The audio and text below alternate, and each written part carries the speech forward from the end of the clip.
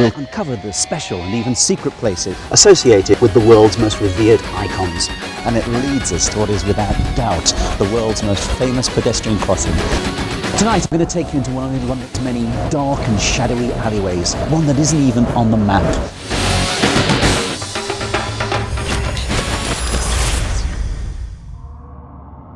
Welcome to the pocket tour guide to Haunted London. Tonight I'm going to take you to London's spookiest places and tell you the stories of the ghosts that haunt them.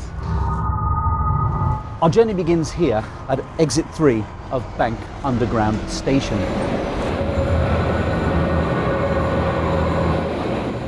We don't have to go that far for our first location because this station is the subject of our first ghostly tale.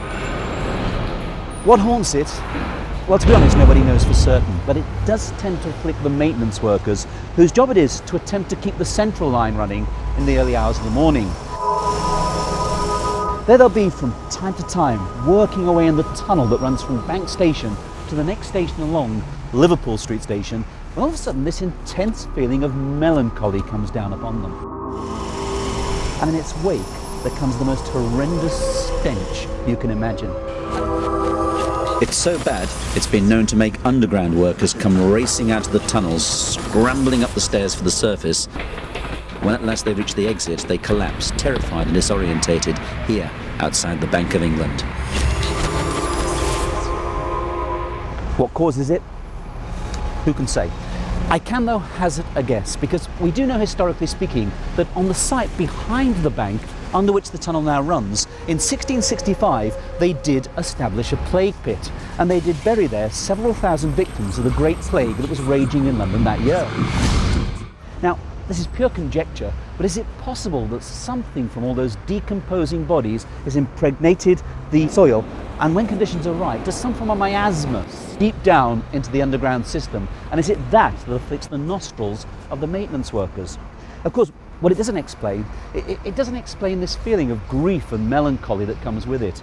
And again, it's pure conjecture, but is it possible when you have so many people buried together in such close proximity, whose lives ended so suddenly and horribly? And let's not forget, the bubonic plague was a horrible way to die. Is it not possible that something of their grief has proved eternal? What is certain, though, is that something lurks in the ether of Bank Underground Station. And fearless ghost hunters that we all are, we're now going down the stairs, we're going to walk through the passage, and we shall sniff out whatever entity might be lurking hereabouts.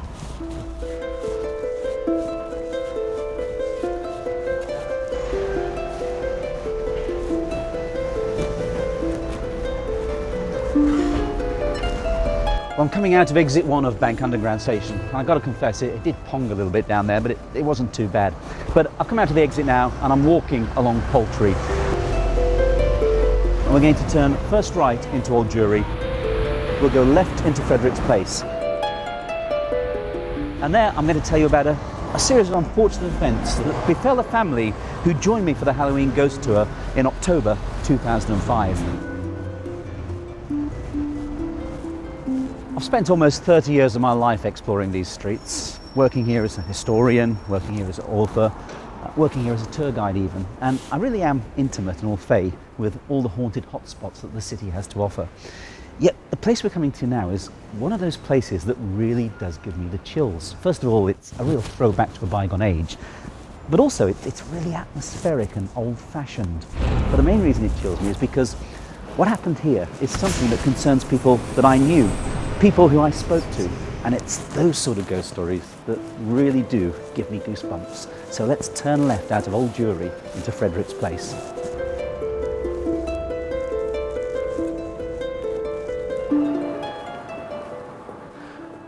This tiny courtyard is called Frederick's Place, and it really goes back to the 18th century. You've got some wonderful old buildings surrounding it. Famous ex-residents in the courtyard have included Benjamin Disraeli, England's first Prime Minister of Jewish descent, who worked in this building in the 1820s. It's a cobblestone courtyard, and some of our ghost stories tonight have been quite old and well-established ghost stories, but now we have a fairly modern one, because as you walk onto the cobblestones, there's a cobblestone over here that is somewhat loose. I was sitting in the office one afternoon when we got a phone call from a lady who had brought her family on the Halloween ghost walk in 2005, and she wanted to know the location of the haunted cobblestone courtyard where I'm standing now. This cobblestone was loose, and she thought it would make the perfect souvenir of the Halloween ghost tour. On that particular walk, a lot of people had brought their children along, and one of the little girls lifted and went off with this cobblestone. Now, I must say that I don't condone or encourage this action, but this cobblestone was taken to their house, and by bedtime the cobblestone was occupying pride of place on a shelf in her daughter's bedroom. And about 2 weeks later they phoned up and asked, where's that courtyard? Because ever since they put this cobblestone in their house, they'd had nothing but trouble. They'd seen a ghostly girl running up and down the stairs.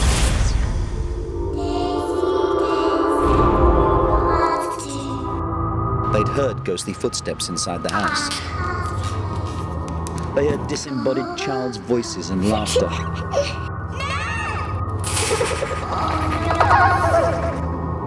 They'd see a child, but when they looked, she'd vanish almost immediately. And the last straw was when one Sunday evening, when the family were watching television, the lights began to flicker, and they heard heavy footsteps crossing the upstairs landing. They went upstairs to investigate. They'd noticed the light on in her girl's bedroom. They could see it around the door frame. They'd tried to open the door. They couldn't open it. They'd pushed it, eventually got it open, and found that what had jammed the door was the fact that a chest of drawers had been pushed from the other side of the room and placed across the door. When they got into the room, the entire room had been trashed, things thrown about, posters torn off the wall.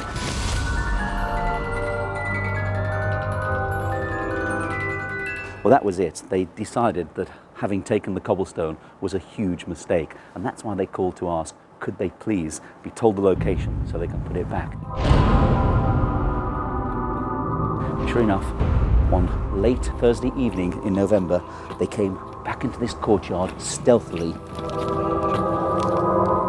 and they replaced this cobblestone back here in this section here. And hopefully that will be the end of their ghostly troubles.